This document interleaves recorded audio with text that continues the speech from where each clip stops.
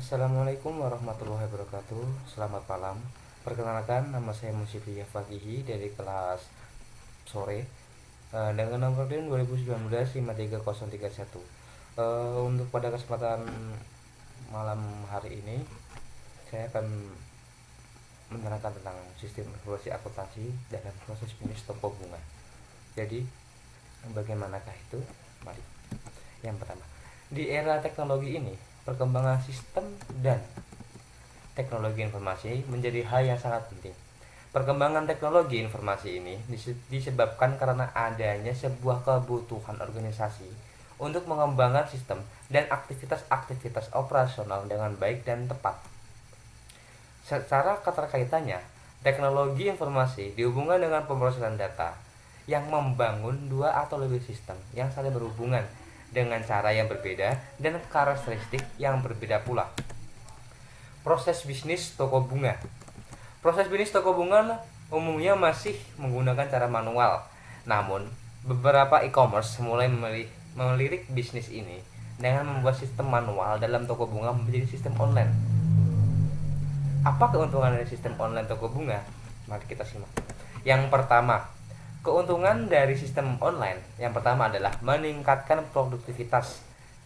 Dengan sistem online toko bunga, produktivitas dari penjual atau pengusaha toko bunga tadi akan berkembang. Karena apa? Dia tidak perlu harus putar dari pergi-pergi dari toko kebun ke toko untuk melakukan penanaman dan juga penjualan.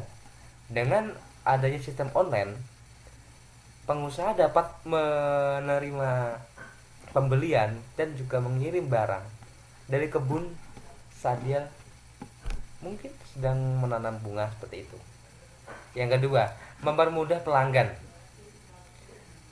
Dengan sistem online toko bunga, pelanggan akan dipermudahkan dengan banyaknya katalog-katalog bunga dengan data-data bunga yang disediakan oleh toko online tadi. Dengan begitu, pelanggan dapat memilih bunga mana yang ia inginkan dan dapat dikirimkan oleh toko bunga tadi. Yang ketiga, hemat ruang.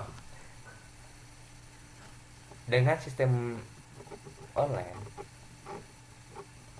pengusaha dapat menghemat ruangnya. Yang pertama, yang sebelumnya sistem manual dia harus memiliki sebuah toko untuk menjual dan tempat untuk berkebun. Dengan sistem online ini, maka pengusaha tidak perlu menemukan toko, cukup sebagai kebun untuk mengirim-kirim barang untuk menjual juga gitu. Yang keempat, stok bunga lebih beragam. Dengan sistem online tersebut, maka antar toko bunga memiliki hubungan masing-masing. Jadi apabila dari stok bunga anggrek dari toko A, contohlah bunga anggrek ya, contoh bunga anggrek dari toko A ini habis, maka akan diberikan saran untuk toko bunga anggrek dari toko B. Kalau B pun habis, bisa dari toko C dan seterusnya, yang sesuai dengan kebutuhan pelanggan. Namun sistem online ini pun juga memiliki kelemahan, yaitu kelemahannya satu, kepercayaan pelanggan. Nama sistem baru, pasti pelanggan akan lebih sedikit ragu. Dan juga dengan sistem online ini dapat timbul kemungkinan bahwa bunga ini akan layu, padahal tidak sebenarnya itu. Yang kedua, adanya waktu tunggu. Dengan sistem online, maka barang akan dikirim oleh penjual kepada pembeli.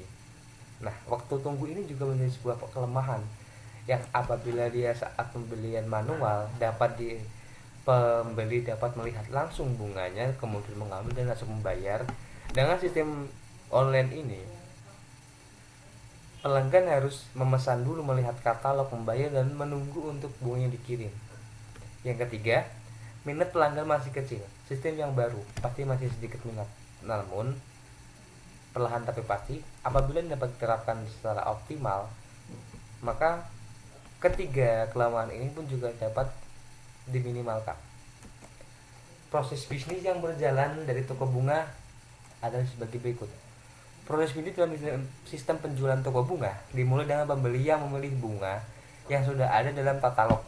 Kemudian, apabila pelanggan sudah cocok dengan bunga yang dipilih, maka pelanggan akan diberikan form data pelanggan untuk pengiriman serta beberapa lokasi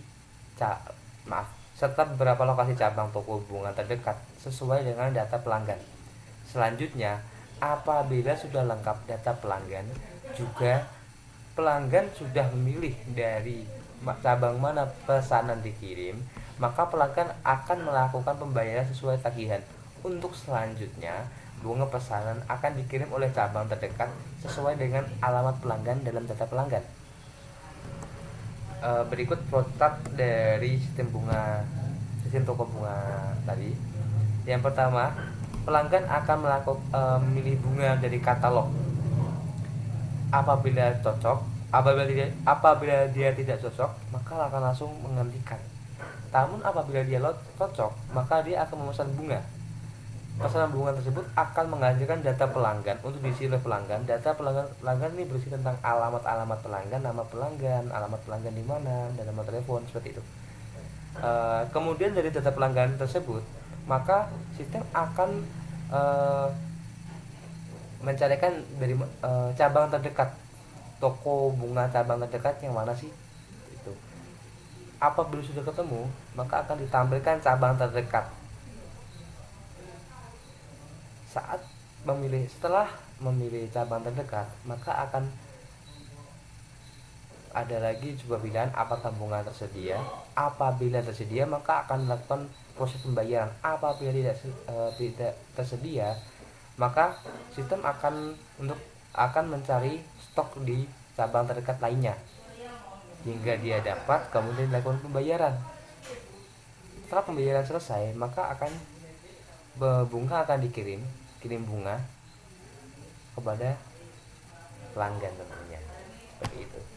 Dan berikut DFD, data flow diagram dari sistem informasi toko bunga, dapat kita saksikan bersama bahwa di situ ada 3 peran.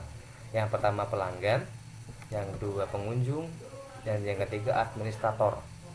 Pelanggan berperan di sini dapat melakukan 3 hal sebenarnya, yaitu dia dapat melogin untuk memilih barang, memilih bunga. Dia juga dapat memesan bunga dan melakukan pembayaran untuk nanti akan mendapatkan info pemesanan dan info pembayaran.